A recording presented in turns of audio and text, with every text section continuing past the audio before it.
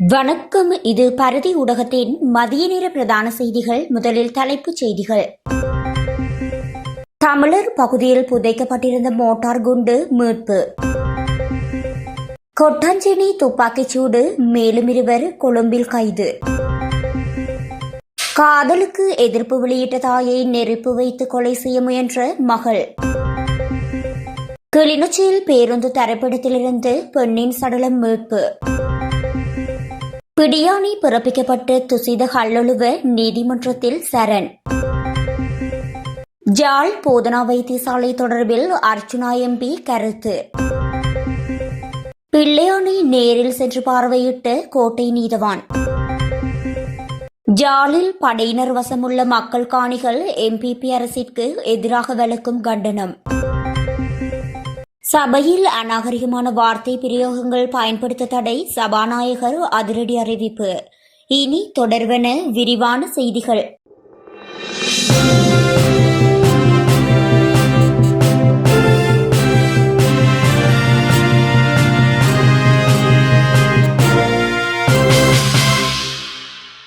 Batticaloa grand கருங்காலியடி பகுதியில் நிலத்தில் புதைக்கப்பட்டிருந்த motor குண்டு ஒன்றை கடந்த 12ஆம் தேதி கன்னிவெடி அகற்றும் மெகா அமைப்பினர் மீட்டுள்ளதாக வாழைச்சேனை போலீசார் தெரிவித்துள்ளனர்.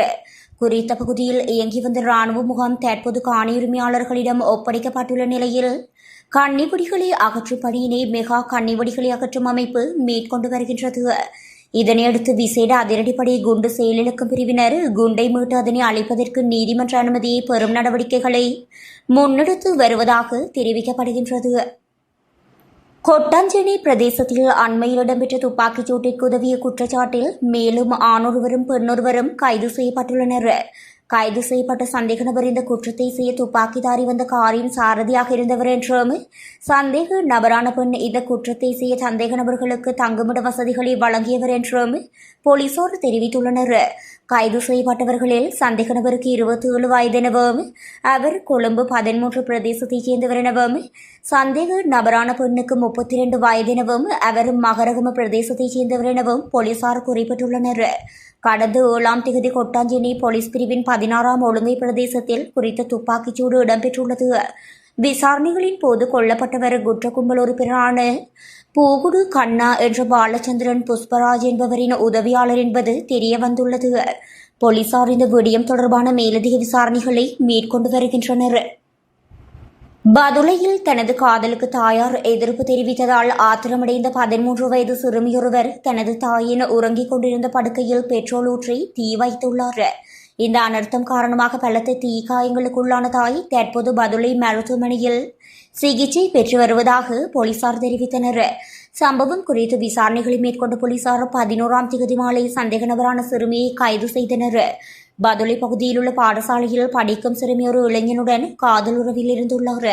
இதனை அறிந்ததும் அவரது தாயார் நன்கு படித்து வேலை கிடைத்த பின்னர் பொருத்தமான துணையை தேடுமாறு அறிவுறுத்தியுள்ளார். இதனை ஏற்றுக்கொள்ள முடியாத மகள் தாயின் படுக்கையில் பெட்ரோல் ஊற்றி தீ வைத்துள்ளார். சந்தேக நபரான சிறுமி தனது குற்றத்தை ஏற்றுக்கொண்டுள்ளார். காதலுக்கு தாய் கடும் எதிர்ப்பு தெரிவித்தமையினால் இவ்வாறு செய்ததாக போலீசாரிடம் வாக்குமூலம் வழங்கியுள்ளார். கிளிநொச்சி காவல்துறை பிரிவுக்குட்பட்ட பகுதியில் இனம் காணப்படாத நிலையில் பெண்ணொருவரின் சடலம் மீட்கப்பட்டுள்ளதாக தகவல் வெளியாகியுள்ளது. ஏனைன் வீதியின் தட்டுவன்கொட்டி பகுதியில் அமைந்துள்ள பேருந்து தரைப்படத்திலிருந்து இன்றைய தினம் காலை காவல்துறையினர் குறித்து சடலத்தை மீட்டுள்ளனர்.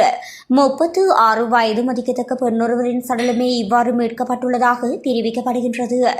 இந்நிலையில் சம்பவம் தொடர்பான மேலதிக விசாரணைகளை கிளிநொச்சி காவல்துறையினர் முன்னெடுத்து வருகின்றனர். கைது செய்து நீதிமன்றத்தில் முன்னிலைப்படுத்துமாறு பிடியாணை பிறப்பிக்கப்பட்டிருந்த தேசிய லொத்தர் சபையின் முன்னாள் பணிப்பாளரான துசித ஹல்லொழுவ நீதிமன்றத்தில் சரணடைவதற்காக வருகை தந்துள்ளார். நாரகேன்பட்டி பகுதியில் தாம் பயணித்த வாகனம் மீது சிலர் துப்பாக்கிச்சூடு நடத்தியதாக கூறி போலியான முறைப்பாடு செய்ததாக துசித ஹல்லொழுவ மீது குற்றம் சுமத்தப்பட்டிருந்தது. குறித்த வழக்கு நேற்றைய தினம் விசாரணைக்கு எடுத்துக் கொள்ளப்பட்டது. இதன்போது சந்தேக நபரான துசித ஹல்லொழுவ நீதிமன்றத்தில் முன்னிலையாக இருக்கவில்லை. இதனையடுத்து கொழும்பு மேலதிக நீதவான் லஹீரு சில்வா துசித ஹல்லொழுவை உடனடியாக கைது செய்யுமாறு பிடியாணை உத்தரவை பிறப்பித்திருந்தார்.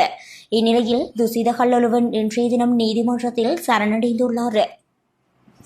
நாட்டில் கண் சத்திர சிகிச்சைகளை உடனடியாக மேற்கொள்ளும் வைத்தியசாலையாக ஜாழ்ப்பாணம் போதனா வைத்தியசாலை திகழ்வதாக நாடாளுமன்ற உறுப்பினர் அர்ச்சுனா ராமநாதன் தெரிவித்துள்ளார். நேற்றைய தினம் இடம்பெற்ற நாடாளுமன்ற அமர்வில் உரையாற்றும் போதே இந்த விடயத்தினை குறிப்பிட்டுள்ளார்.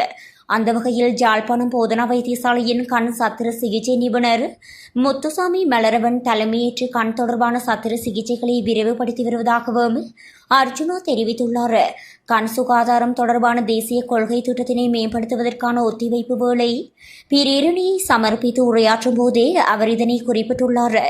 இதேவேளை வடக்கு மாகாணத்தில் மட்டுமே சுகாதாரத்துறையில் சில விடயங்களை நடைமுறைப்படுத்தியிருப்பதாக நாடாளுமன்ற உறுப்பினர் ராமநாதன் அர்ஜுனா குற்றம் சாட்டியுள்ளார்.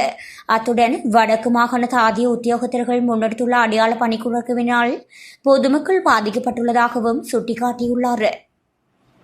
பயங்கரவாத தடுப்புச் சட்டத்தின் கீழ் தடுத்து வைக்கப்பட்டுள்ள முன்னாள் ராஜாங்க அமைச்சர் பிள்ளையான் உட்பட 9 பேரை கோட்டை நீதவான் இசரு நெத்திகுமார் நேரில் சென்று பார்வையிட்டுள்ளார். குற்றப்புலனாய்வு பிரிவு மூலம் அறிக்கை சமர்ப்பித்து விடுக்கப்பட்ட கோரிக்கையை கருத்தில் கொண்டு நீதவான் இவ்வாறு அவர்களை பார்வையிட்டுள்ளார்.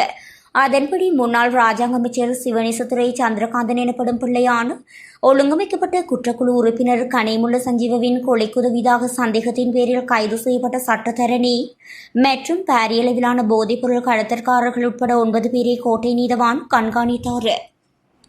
அரசாங்கம் ஆட்சிக்கு வந்து ஒரு வருடம் கடந்த நிலையிலும் மக்களின் காணிகள் விடுவிக்கப்படவில்லை என வெளிவடக்கு தவிசாளர் சுகீர்தன் தெரிவித்துள்ளார்.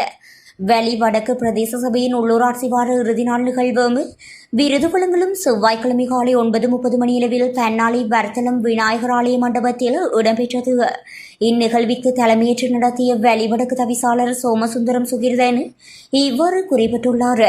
அங்கு அவர் மேலும் தெரிவிக்கையில், எமது வெளி வடக்கு பிரதேச சபையானது இராணுவ ஆக்கிரமிப்புக்குள் இருந்து படிப்படியாக விடுவிக்கப்பட்ட போதிலும் 20% நிலங்கள் மக்கள் மீள்குடியேற அனுமதிக்கப்படாத பிரதேசங்களாக காணப்படுகின்றது. குறிப்பாக 21 வட்டாரங்களாக காணப்படினும் 20 வட்டாரங்களே விடுவிக்கப்பட்டுள்ள நிலையில் பலாலி வடமேற்கு மற்றும் பலாலி மேற்கு பகுதிகளில் ஒருவங்களும் கூட விடுவிக்கப்படாத நிலையுள்ளது. இந்த அரசு பதவியேற்ற ஒரு வருடத்தை கடந்த போதிலும் மக்களின் காணிகள் விடுவிக்கப்படவில்லை. தமது காணிகள் விடுவிக்கப்படும் என மக்கள் எதிர்பார்த்துள்ளனர் எனவும் குறிப்பிட்டுள்ளார். நாடாளுமன்ற சபை நடவடிக்கைகளின் போது பொருத்தமற்ற அநாகரிகமான வார்த்தை பிரயோகங்களை பயன்படுத்துவதை தவிர்த்துக் கொள்ளுமாறு சபாநாயகர் ஜகத் விக்ரமரத்ன அறிவித்துள்ளார். இன்றைய நாடாளுமன்றத்தில் சபை நடவடிக்கையின் ஆரம்பத்தில் சபாநாயகரின் அறிவித்தலாக அவர் இந்த விடயத்தினை குறிப்பிட்டார். சில நாடாளுமன்ற உறுப்பினர்கள் அநாகரிகமான வார்த்தை பிரயோகங்களை பயன்படுத்துவதை தொடர்ச்சியாக தாம் அவதானித்து வருவதாக சபாநாயகர் சுட்டிக்காட்டியுள்ளார். அதன்படி ஒரு சில நாடாளுமன்ற உறுப்பினர்களை தனிப்பட்ட ரீதியில் பெயர் கூறியும் அவர்களை இலக்கு வைத்தும் அநாகரிகமான வார்த்தை பிரயோகங்களை இனிவரும் காலத்தில் சபையில் பயன்படுத்தக்கூடாது என ஜகத் விக்ரமரத்ன எச்சரித்துள்ளார். நாட்டின் உயர்பிடமாக திகழும் நாடாளுமன்றத்தின் ஒழுக்கத்தை உரிய முறையில் பேணுவதற்கு மக்கள் பிரதிநிதிகள் அனைவரிடத்திலும் ஒத்துழைப்பும் சபாநாயகர் கோரியுள்ளமை குறிப்பிடத்தக்கது.